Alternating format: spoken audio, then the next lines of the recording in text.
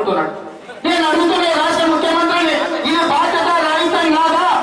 సచివాలయానికి 40 రోజులు రాకుండా 69 సంవత్సరాల భారత స్వాతంత్ర చరిత్రలో ఏ ముఖ్యమంత్రి కూడా సచివాలయానికి రాకుండా ఇన్ని రోజులు లేడు. ఇవాళ ఆవు చేతిలో మేస్తే తూళ్ళు ఏమైనా గట్టు మీద మేస్తారా? అది కూడా పోయి అన్ననే మేస్తుంది. ఇవాళ సచివాలయం పోతే ఒక్క నౌకర్దారు ఉండడు, ఒక్క మంత్రి ఉండడు. ఎంతసేపు ఎవడున్నా వచ్చటం జేబుల దిక్కు చూసుకుంటారు. వాని మనసు దిక్కు చూడరు, వాని మనిషి దిక్కు చూడరు. ఏమైనా తెచ్చిన చూడలో ఏం చేద్దామని జేబు చుట్టుకుంటే తప్ప ఇక్కడి నుంచి వచ్చినప్పుడు ఎవరైనా అడిగే పరిస్థితి లేదు సచివాలయంలో. ఈ రోజు టిఆర్ఎస్ నాయకులు ఎవరైనా కానీ టిఆర్ఎస్ వాళ్ళు ఈ రోజు మీరు చూడండి, ఇసుక దండలు చేస్తాడు వాడే, సినిమా టికెట్ ప్లాట్లు అమ్మేటాడు వాడే, వైన్ షాప్ల కాడ రాత్రిపూట లేట్ గా నడిపించి తప్పుడు పనులు చేస్తాడు వాడే. ఈ రోజు ఎక్కడ ఏదున్నా గద్దలాగా వాడుతున్నది టిఆర్ఎస్ వాళ్ళే.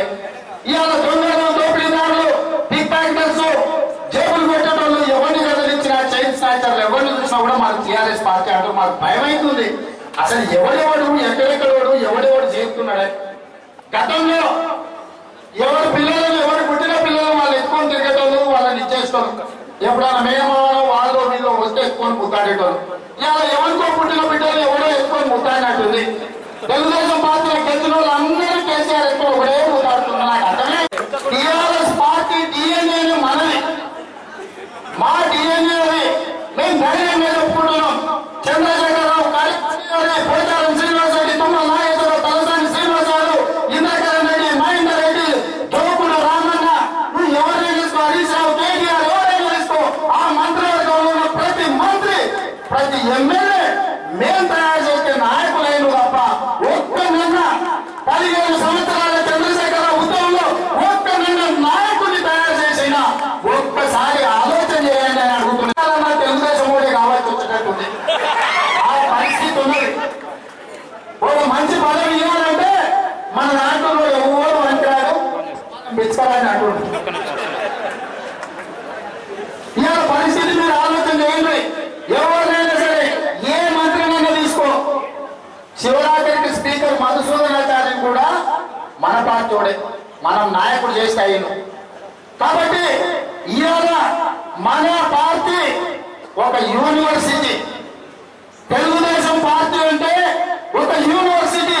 ఇక్కడ విద్యార్థులను, విద్యార్థి నాయకులను, రాష్ట్ర నాయకత్వాన్ని, దేశ నాయకత్వాన్ని తయారు చేసి ప్రపంచానికి అందించే యూనివర్సిటీ తెలుగుదేశం పార్టీ అని చెప్పి నేను ఈ సందర్భంగా గర్వంగా తలెత్తుకొని చెప్తున్నా. నీ పార్టీ నువ్వు తయారు చేసిన నాయకత్వం చూపించాలని అడుగుతున్నా. ఎవరైనా టీఆర్ఎస్ వాడు ఉంటే వాడి నెత్తి మీద రూపాయలు పెడితే వాడు చాలా కూడా అమ్ముడు కూడా ఇవ్వడానికి ఉంటే కూడా.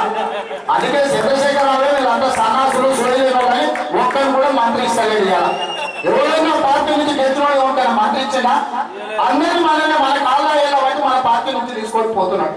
ఇక నిజమన్నా తల్లి బిడ్డల మీద పోయేటో చెప్తున్నాడు. మళ్ళీ వస్తే నేను ఎంత కానీ మళ్ళీ ఎక్కడ ఇస్తాం మేము నమ్మితున్న సిద్ధ అంటే ఇందులో వేసిందంటే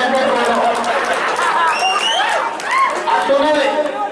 కాబట్టి అట్లాంటి మోసగాళ్ళను మళ్ళీ మా మల్లానే చెప్తున్నా, మా గాంధాని చెప్తున్నా, నడి బజార్లో నట్టాక ముంచి మనల్ని మోసం చేసి మన కార్యకర్తల మనోభావాలకు వ్యతిరేకంగా పార్టీ ఫిరాయించిన సన్నాసి మళ్ళీ వస్తా అంటే కూడా ఆ సన్నాసిని మాత్రం తీసుకునేది లేదని చెప్పి నేను ఈ సందర్భంగా తెలియజేస్తున్నా. ఒక్కసారైనా ఈ రాష్ట్ర ముఖ్యమంత్రి ఆలోచన చేసినా, అడిగినా, సమీక్ష చేసినా మా పాత్రికేయ మిత్రులు కూడా ఆలోచన చేయాలి.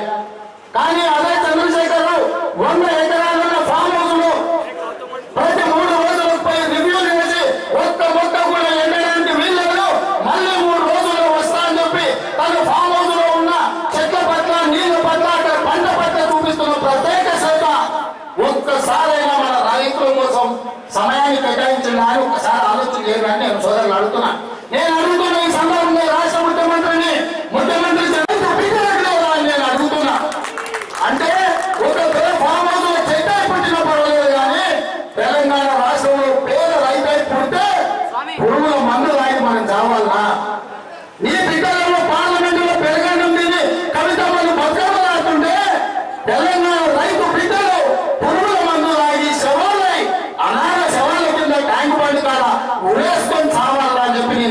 ముఖ్యమంత్రిని అడుగుతున్నా. ఈ రోజు నేను రాష్ట్ర ముఖ్యమంత్రిని అడుగుతున్నా, నీ బిడ్డ బతుకమ్మ అనుకుంటా అంటే 10 కోట్లు ఇచ్చినావు, నీకు నల్ల కార్లు నచ్చలేదంటే తెల్ల కార్లు కొనుక్కోవడానికి 30 కోట్లు పెట్టినావు, నీ కొడుకులు చిన్నచేయ స్వామి చెప్పిందంటే యాదగిరిగుట్టకు 100 కోట్లు ఇచ్చినావు, నీకు పిల్లలు ఇచ్చిన మావ చెప్పిండని వేముల వాళ్ళకు ఇంకొక 100 కోట్లు ఇచ్చినావు. నేను అడుగుతున్నా రాష్ట్ర ముఖ్యమంత్రిని, ఈ సొమ్ము నీది, నీ అబ్బాయి, నీ తాతది, నీ ముత్తాతది కాదు, పేద ప్రజలు పన్ను కడుతూ వచ్చిన సొమ్ము ఈ సోకులు ఖర్చు పెట్టుకుంటారా అని నేను అడుగుతున్నా. ఎందుకు ఈ రోజు చనిపోతున్న రైతులకు ఈ రోజు నువ్వు 5 లక్షల రూపాయలు నష్టపరిహారం ఇస్తావు? ఎందుకు ఈ చనిపోతున్న రైతుల కుటుంబాలను ఆదుకోవడానికి నువ్వు ఆలోచన చేస్తలేవు అంటే నీ సొమ్ములకు, నీ సోకులకు, నీ కార్లకు, నీ బిడ్డ బతుకమ్మలకు, నీ కులగురువులు చెప్పిన గుళ్ళకి ఇచ్చినంత విలువ, నీ ఫామ్ హౌస్ లో ఉన్న చెట్టుకు పుట్టకి ఇచ్చినంత విలువ తెలంగాణ రైతు బిడ్డలకు నువ్వు ఇస్తలేవు అంటే నువ్వు అసలు మనిషివా అని నేను అడుగుతున్నా. మనిషి అనేటువంటి మన పక్కింట్లో చనిపోతే 3 రోజులు అన్నం ఉండబుద్ధి కాదు. మనకు ఓటేసినోడు, మనకు బాధ్యత ఇచ్చినోడు, మన బాబు కోసం పనిచేసినోడు చచ్చిపోతే వారం రోజులు మనసులో ఉండదు. ఎందుకోసం ఆత్మ బలిదానాలు చేసుకుంటున్నారు? బతికే బాగుపడాలనుకున్న రైతాంగం ఆత్మ బలిదానాలు ఎందుకు చేసుకుంటున్నారని ఎందుకు సమీక్షిస్తలేరని నేను అడుగుతున్నా. పార్టీకే మిత్రులను, ప్రసార సాధనాలను ఎందుకు మీరు భయపడుతున్నారు? మీరు భయపడాల్సిన అవసరం లేదు. ప్రజాస్వామ్యంలో మనం ఎవరికి భయపడాల్సిన అవసరం లేదు. చరిత్రలో నియంత్రణ కూడా చెత్త కింద కొట్టుకొని పోయారు. ఒక ముసలాంలో ఒక సద్దాం హుసేన్ శివరాత్రికి హిట్లర్నైనా తీసుకోండి, చరిత్ర పుటలను కనుమరుగైపోయారు. ఇలాంటి నియంత్రణలు తప్ప ఎవరు కూడా చరిత్రలో మిగిలలే. ఇక చంద్రశేఖర్ రావు ఎంత ఊరితో పోయేవాడు. మా నర్సరీ చెప్తాడు, అన్నయ్య కొట్టి రావలేదన్న, రూమ్ లేచి ఫ్యాన్ 5 మీద పెడితే వాడే ఆపడే తీసుకోవాలి. నిజమే, రూమ్ లో తలుపు నుంచి ఫ్యాన్ దగ్గరికి పెడితే ఆ కూడా తీ కూడా కొట్టుకుంటారు. అలాంటి రోజు మీరు ఎందుకు భయపడుతున్నారు? మిత్రమా, మీరు ఒకసారి ఆలోచన చేయండి. 69 సంవత్సరాలలో మంచి వాళ్ళని చూసారు మీరు, పాత్రికేయ మిత్రులు, ప్రసార సాధనం. ఒక మాట నిజమే, ఇవాళ అక్కడిక్కడ సూది సైకోల గురించి భయపడుతున్నారు ప్రజలు. అట్లాంటి రాష్ట్రానికి ముఖ్యమంత్రి అయినా మీరు ఏమైనా భయపడుతున్నారు కానీ దానికి కూడా మందు ఉంటుంది. ఆ మందు చక్కగా చేసి తించితే అన్ని చక్కగా అయితే మీరేం భయపడాల్సిన అవసరం లేదు, మేము ఉన్నాం. ఇక అదేవిధంగా ఇక ఆయన చైనా పర్యటన మా సోదరుడు చెప్పిండు, మా వీరేందర్. ఎందుకంటే యుఎస్ లో ఎంఎస్ చదివి వచ్చాడు, పెట్టుబడుల మీద అవగాహన ఉన్నాడు, పూర్తి స్థాయిలో ప్రపంచంలో షేర్ మార్కెట్ కానీ లేకపోతే పెట్టుబడులు ఏ విధంగా ఉండే అవగాహన ఉన్న యువమిత్రుడు, మంచి చదువున్నాడు. చైనా మార్కెట్ కుప్పకూలింది, చైనా మార్కెట్ దివాలా తీసిందని నిజం అది. చైనా మార్కెట్ దివాలా తీసి దిక్కులో చెప్పుకుంటుంటే చంద్రశేఖరరావు అక్కడ వయసు మార్కెట్ చిప్పబెట్టినాడు మార్కెట్ని. ఈయన ఏ సైన్ చూస్తుంటాడంటే ఆకులు నాకేటోళ్ళ దగ్గర మూతులు నాకేటోళ్ళు పోయినాక ఆకులు మూతి నేను నాకుతా వాసనతో నేను బతుకుతాను. ఇవాళ ఆకులు నాకేటోళ్ళ దగ్గర మూతులు నాకేటోళ్ళు పోయినట్టుంది చంద్రశేఖరరావు చైనా పర్యటన. నువ్వు ఇక్కడ చచ్చిపోతున్నాను చూడబోయా, కనీసం బతుకులు బాగు చేయబోయా అని ప్రజలు చెప్తే ఈయన చైనా పర్యటన పోయింది. మళ్ళా పోయేటప్పుడు కూడా ఏంది, ఎంతమంది అయినా 30 లక్షలలో అయిపోద్ది. ప్రత్యేక విమానం, ఆ ప్రత్యేక విమానంలో మళ్ళీ కొంది మార్గంలో అందులో కూడా చాలా పెద్ద మంత్రి ఉన్నాడు, సోనాసీస గడ్డ పొడుగుంటాడు. ఆయనకున్న గొప్పతనం ఒకటే, అయ్యగారికి సారాలో సోడా ఎంత కలపాలో సరిగ్గా లేదు. సారాలో సోడా కలపడానికి ఒకడు, సొల్లు చెప్పడానికి ఇంకొకడు, కాళ్ళు పట్టడానికి ఇంకొకడు, గవర్నమెంట్ ఆయన ఉంటే ఆయన కూడా నజరా కింద ఎప్పటి తీసుకుపోయి నజరానా కింద. ఇదేమన్నా రాజరికమా ప్రజాస్వామ్యం? ఏమన్నా పద్ధతేనా? ఇక అది కాకుండా వాళ్ళు పోతే పేరు మా స్పీకర్ గారిని, మా కౌన్సిల్ చైర్మన్ కూడా తీసుకుపోయాడు. ఇదేందుకు ఆయన అడిగితే పక్కన చెప్పినాడు తుమ్మలకి ఆయన మిత్రుంటే, అరే నీకు ఎవరు ఉంది అల్లుడు ఎవరైనా చెప్పాడు, ఎందుకంటే నేను అక్కడ వాళ్ళు ఈ ప్లగిన తెచ్చగానా ఈ ఇతరులు అక్కడ తీసుకపోతే వాళ్ళకి అవకాశం ఉండదు కదా, కాగితం ఇవ్వాలంటే అక్కడే రావాలి కదా. అంటే ఈరోజు అల్లుడు ఔరంగజేబుకు భయపడి, కొడుకు కేటీఆర్ కు భయపడి, బిడ్డ కలుతామని చూస్తే తలదించుకొని ఎందుకయ్యా నీకు బతుకు, మనం పూజలు చేస్తున్నాం, ప్రజలు బాగుండాలి, బతుకుండాలి. వాళ్ళ ఇంట్లో కూడా పూజలు చేస్తున్నారు. ఈయన ఎప్పుడు పోతాడా, పురుషు నాకు ఎప్పుడు వస్తున్నాడు. ఇది రాష్ట్రంలో ఉన్న పరిస్థితి. అందుకే మీరు చూడురి, చంద్రశేఖర్ ఉన్న పరంగా ఎక్కడ అవుతాడు, 3 రోజులు అక్కడనే ఉంటాయి, ఇంటికి కూడా రాడు. ఆయన ఇంత కూడా ఎప్పుడు మెత్తబెట్టి తప్పుకున్న గొంతు తీసుకురావాలని భయపడుతున్నాడు. ఇంకోళ్ళకు భయపడి, బయటకు భయపడి, మందికి భయపడి, వానికి భయపడి, వీరికి భయపడి శివరాజకి ఆయన మందుని ఆశ్రయించాడు. మత్తు ఉంటే తప్ప ఆయనకు భయం పోతలేదు. మత్తు దిగిందంటే మళ్ళీ భయం అవుతుంది, మళ్ళీ పోసుకుంటాడు. అసలు ఏం తెలియకపోతే మనం ఏమని అనుకుంటామని బయటకు వస్తుండు. ఏ పెద్ద కనిపిస్తే ఏ మంచి కనిపిస్తే దాన్ని కూడగొడతా అంటాడు. రోజు సచివాలయాన్ని కూడగొడతా అన్నాడు. ఎర్రగడపోతే ఉన్న హాస్పిటల్ కూడగొడతా అన్నాడు. అటకలు పోతుంటే నీళ్లు కనిపిస్తే టైం మాట నిలగొడతా అన్నాడు, పలగొడతా అన్నాడు. ఇంద్రాబాద్ పసరం ఉంటే దాన్ని తొలివేస్తా అన్నాడు. అటు పోయి ఉస్మానియా పోతే మంచిగా నిజాం నవాబ్ ఇంకొక ఎప్పుడో కట్టాడు. మంచి గురించి పైకెళ్ళి చూస్తే దాన్ని కూడా ఇరగొడతా అన్నాడు. ఇక ఆయన అట్లా చెప్తుంటే ఆయన అంతే తగ్గుతుంటే మేము కిందనే ఎగరకపోతే ఎట్లా మహబూదాలి షార్మినార్ కూడా ఇరగొడతాం, పలగొడతాం అంటున్నాడు. అసలు ఏం జరుగుతుంది రాష్ట్రంలో నేను అడుగుతున్నా. అసలు ఏమన్నా వీళ్ళకి అసలు ఎవరికన్నా దమాకుందా? ఇట్లా దమాకు లేని వాళ్ళు అందరినీ చుట్టూతో జమ చేసుకొని చంద్రశేఖరరావు గారు మన రాష్ట్రాన్ని అదో పార్టీ చేస్తున్నాడు. నిన్న రాక మొన్న నేషనల్ క్రైమ్ రికార్డ్ బ్యూరో భారతదేశంలో అత్యధికంగా రైతుల ఆత్మహత్య చేసుకున్న సర్వే చేసింది, నివేదిక ఇచ్చింది. మొట్టమొదటి మహారాష్ట్ర 2000 చిల్లర చచ్చిపోతే 10 జిల్లాల తెలంగాణలో 898 మంది చచ్చిపోయిందని చెప్పి ప్రభుత్వం నివేదికలు చెప్తుంటే 895 మంది రైతుల ఆత్మ బలిదానాలు చేసుకుంటుంటే ఈ సన్యాసి చంద్రశేఖరరావు మందు తాగి ఫామ్ హౌస్ లో పట్టుకుంటుంది తప్ప పురుగుల మందు తాగి చచ్చిపోతున్న రైతుల గురించి ఎందుకు సమీక్ష చేస్తలేడని నేను అడుగుతున్నా. నేను ఒకటే చెప్తున్నా ఈ సందర్భంగా, నీ తప్పుల అట్లాటోలే చరిత్రలో ఎక్కడ పోయిందో చెప్పుకునే పరిస్థితి. ఇక నువ్వేందయా?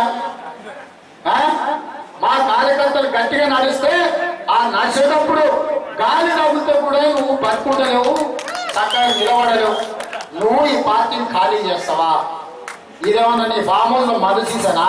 రాత్రి కూర్చుంటే పొద్దుగాల వరకు ఖాళీ గాలికే. ఈ పార్టీ ఖాళీ అయిపోయింది, ఇంకా ఆలోచన చేయాల్సిన అవసరం లేదంటాడు ఆయన. అంత పొడుగున్నాయన ఇక్కడ రమ్మంటున్నా, ఒకసారి ఇట్లా చూడబడుతున్నా. మా మోహన్ ముదిరాజు ప్రమాణ స్వీకారానికి నువ్వు కూడా ఎక్కడ పోతే ఎంతో మంది ఉంటారు, కానీ మొత్తం పోలీసులే. ఎవరితో ఉంటాడో ఎవరు చెప్పుతో కొడతాడో అని చెప్పి మంత్రులను కాపాడడానికే నువ్వు పోలీసులను పెట్టుకొని పోతున్నావు, మేము మా కార్యకర్తలు పెట్టుకొని పోతున్నాం. ఇవాళ మీరు ఎక్కడైనా చూడండి, ఉన్నోళ్ళు వచ్చిన వాళ్ళని అడుగుతాయి. మఫ్టీలు ఎంతమంది పోలీసులు ఉన్నారు, డ్రగ్స్లు ఎంతమంది పోలీసులు. తెలంగాణ ఉద్యమకారులు, తెలంగాణ విద్యార్థుల కోసం, తెలంగాణ ఉద్యోగస్తుల కోసం, తెలంగాణ సమాజం కోసం ప్రాణాలు అర్పించి తెలంగాణ తెచ్చిన మీరు ఈ రోజు పోలీసు పహారాలో తెలంగాణ ప్రాంతంలో తిరుగుతున్నారంటే మీరు దొంగలన్న సంగతి తెలంగాణ ప్రజానికం మిమ్మల్ని గుర్తించాలని నేను ఈరోజు చెప్తున్నా. నేను సవాలు విసురుతున్నా, మా తెలుగుదేశం పార్టీ 100% అందరం మాకిచ్చిన గవర్నమెంట్ ప్రభుత్వానికి మేము సరెండర్ చేస్తాం, మాకు అక్కర్లేదు. మీకు ధైర్యం ఉందా అని నేను అడుగుతున్నా. రాష్ట్ర సమితి మంత్రులకు, ఎమ్మెల్యేలకు, ముఖ్యమంత్రికి ఉందా అని నేను అడుగుతున్నా.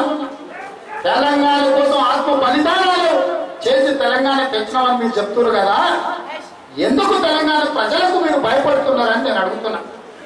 మీరు తప్పుడు న్యాయాలు దోసుకుంటున్నారు, దాచుకుంటున్నారు. ఇవాళ సింగపూర్, దుబాయ్ ముఖ్యమంత్రి గారు పర్యటనలో పోయేటప్పుడు చెప్పాడు, నేను అక్కడి నుంచి పెట్టుబడులు తెస్తాను. ₹1 నేను తెచ్చిండా? వచ్చిన సింగపూర్ నుంచి, దుబాయ్ నుంచి. ఇవాళ వాళ్ళ పర్యటన వెనకాల మతలం ఉన్నది. తండ్రి మొదలు పోయి చూసి వస్తాడు, తర్వాత కొడుకు పోతాడు. మీరు టికెట్ కూడా చూడండి, తండ్రి పాస్పోర్ట్, కొడుకు పాస్పోర్ట్ బయట పెట్టమని ఉంది. మొదట తండ్రి పోతాడు, తర్వాత కొడుకు పోతాడు.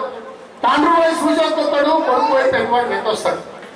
తెలంగాణలో దోసుకుంటే సింగపూర్లలో, దుబాయ్లలో, చైనాలలో పెట్టుబడులు పెట్టడానికి వీళ్ళు విదేశీ పర్యటనలు చేస్తున్నారు తప్ప వీళ్ళు అక్కడి నుంచి ఇక్కడికి పెట్టుబడులు దేనికి కాదని చెప్పి నేను ఈ సందర్భంగా స్పష్టంగా చెప్పదలుచుకున్నా. ఇవాళ ఆయన అన్నాడు 1956 కంటే ముందు పుట్టిన వాళ్ళకే ఇక్కడ విద్యార్థులకు ఫీజు రియంబర్స్మెంట్ ఇస్తామని. సంతోషం. ఒకవేళ అదే నిబంధన వస్తే మరి కాంట్రాక్టర్లు 1956 కంటే ముందు పుట్టిన వాళ్ళకే కూడా తెలంగాణలో కాంట్రాక్ట్లు ఇవ్వాలి కదా. ఇవాళ నిన్న మన వాటర్ గ్రిడ్ లేకపోతే ఇరిగేషన్లలో, లేకపోతే రీడిజైన్లలో మీరు ఇస్తున్న టెండర్లు ఒక్కటన్నా తెలంగాణ కాంట్రాక్టర్ ఉన్నారా నేను ఈ రోజు అడుగుతున్నా. అంటే మీ పెట్టడానికి ఆంధ్ర వాళ్ళు కావాలి, మీరు కాంట్రాక్టులు ఇస్తే కమిషన్ ఇవ్వడానికి ఆంధ్ర వాళ్ళు కావాలి, సాయంత్రం అయితే మీకు మందేనికి నాగార్జున మహేష్ బాబు కావాలి. అదే విధంగా మీరు వ్యాపారాలు చేసుకోవాలంటే పెట్టుబడి పెట్టకుండా పార్ట్నర్షిప్ చేయడానికి ఆంధ్ర వాళ్ళు కావాలి. నీ నమస్తే తెలంగాణ, నీ తెలంగాణ గుండె సప్పుడు నడవాలంటే అడ్వర్టైజ్మెంట్ ఆంధ్ర వాళ్ళు ఇవ్వాలి. కానీ తెలుగుదేశం పార్టీ మాత్రం ఆంధ్ర పార్టీ అని ముద్రేస్తావా? తెలుగుదేశం పార్టీ అంటే ఈ సన్నాసులు తెలంగాణ ద్రోహుల పార్టీ అంటారు టీడీపీ అంటే. నేను ఈ సందర్భంగా మిత్రులకు చెప్తున్నా, తెలుగుదేశం పార్టీ టీడీపీ అంటే తెలంగాణ డెవలప్మెంట్ పార్టీ. ఈ తెలంగాణ డెవలప్ చేసింది మనం. ఈరోజు తెలంగాణ మూల మూలనే గ్రామ గ్రామాన్ని అభివృద్ధి చేసింది మనం. టీడీపీ అంటే తెలంగాణ డెవలప్మెంట్ పార్టీ. రేపు భవిష్యత్తులో కూడా తెలంగాణను డెవలప్ చేసేది కేవలం తెలుగుదేశం పార్టీ అని చెప్పి ఈ సందర్భంగా మిత్రులందరూ తెలియజేస్తున్నా. చాలా సమయం అయింది, నీకు ఆకలి అవుతుంది, నాకు కూడా కడుపులో ఎలుకలు ఉట్టులాడుతున్నాయి. మా గాంధీ కోపంగా తెలుగుదేశం పార్టీ హైదరాబాద్ రంగారెడ్డి తెలుగుదేశం పార్టీ అంటే గుండెకాయ. ఆ గుండెకాయకు ప్రకాష్ గౌడ్ అన్నా, లేకపోతే మల్లన్నా, లేకపోతే గాంధీ అన్నా, మా యువమిత్రుడు వీరేందర్, మా యువమిత్రుడి మీద నాకు చిన్న అసంతృప్తి ఉంది. హనుమంతుడు బలం హనుమంతుడికి తెలియదు, ఆయనకున్న బలం గురించి ఆయనకు తెలియదు. మా వీరేందర్కు ఉన్న బలం గురించి మా వీరేందర్ కూడా గుర్తిస్తలేదు. వీరేందర్ కూడా బయటికి రావాల్సిన అవసరం ఉన్నది. పూర్తి స్థాయి సమయాన్ని ఇవ్వాల్సిన అవసరం ఉన్నది. దేవేందర్ అన్న ఇంకా పూర్తి కాలేదు.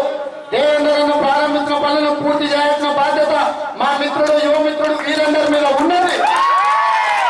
సామాజిక సేవల కోసం చివరి దాకా పోరాటం చేయాల్సిన బాధ్యత మా మిత్రుడు వీరేందర్ మీద ఉన్నది. మా మిత్రుడు మాకు కుడిపుసంగా ఉండి ఖచ్చితంగా ఈ పార్టీ మీద, ఈ ప్రభుత్వం మీద పోరాటం చేసి తెలుగుదేశం పార్టీని అధికారంలో వేసే బాధ్యత మా యువమిత్రుల మీద ఉన్నది.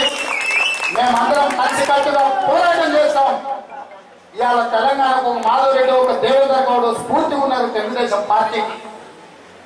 చనిపోయి మాధవరెడ్డి గారు బ్రతుకుంటే ఆ కుర్చీ పక్క గౌరవం ఉంది, ఆ కుర్చీ పక్క మర్యాద ఉన్నది, ఆ కుర్చీ పక్క తెలంగాణ ప్రజలకు నమ్మకం ఉన్నది, విశ్వాసం ఉన్నది. కానీ ఒక తాగుబోతు ఆ కుర్చీలో కూర్చొని తాగి కుర్చీలో తొలుతుంటే చూసి భరించలేకపోతున్నాం. పక్క రాష్ట్రాల్లో పోతే మీ ముఖ్యమంత్రి తాగుపోతాంటే కదా, తాగి నెలల కొద్ది ఫామ్ హౌస్ లో పండుకుంటారంట కదా అంటే ఎమ్మెల్యేలుగా తలెత్తుకోలేకపోతున్నాం. కాబట్టి ఇక్కడ ఉన్న యువకులు తెలంగాణ కోసం, తెలంగాణ ఆత్మగౌరవం కోసం వందల సంవత్సరాల తెలంగాణ పోరాట స్ఫూర్తిని, చాకలి ఐలమ్మను స్ఫూర్తిగా, గౌరవ భీములు స్ఫూర్తిగా, రాజీ బోర్డును స్ఫూర్తిగా తీసుకొని, ఒక కొండా లక్ష్మణ్ బాపూజీని స్ఫూర్తిగా తీసుకొని ఈ ప్రభుత్వాన్ని గంటలిప్పాల్సిన బాధ్యత యువకులకు అందరికీ కూడా ఉన్నది. మనందరం కలుద్దాం, కలం కలుపుతాం, కేసీఆర్ పడగొట్టాం, తెలుగుదేశం పార్టీ నుంచి తొలగొట్టాం. ఈ తెలంగాణ మీద తెలుగుదేశం పార్టీ జెండా వేయగలుగుతామని చెప్పి మిత్రులందరికీ తెలియజేసుకుంటూ మీ దగ్గర సెలవు తీసుకుంటున్నా. జై హింద్, జై తెలుగుదేశం. అందరూ కూర్చోండి. కొద్దిగా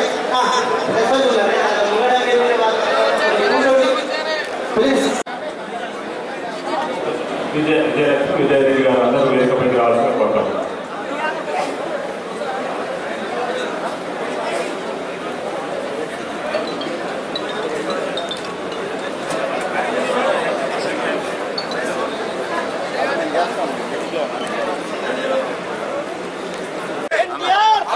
చంద్రబాబు నాయకత్వం, చంద్రబాబు నాయకత్వం, జై తెలుగుదేశం, జై.